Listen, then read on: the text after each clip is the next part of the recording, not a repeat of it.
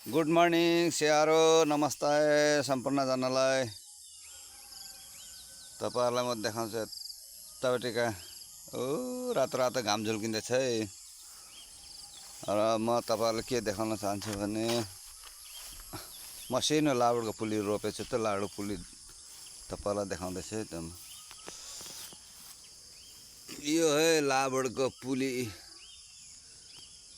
यसलाई लाबरको पुली भन्छ है।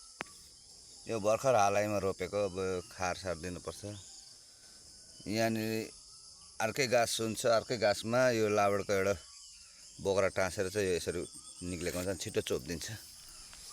यो चाहिँ लाबरको गाछ है। त्यही लाबरको गाछ चाहिँ ठुलो हुन्छ अनि त्यसैबाट चोप निकाल्छ।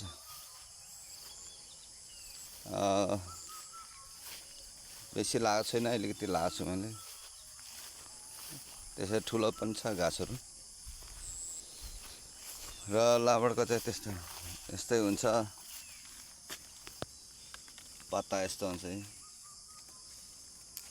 गाई गोरु बाख्राले जोड खान्छन्, एकदम गाई गोरु बाख्रामा झगाउनु पर्छ।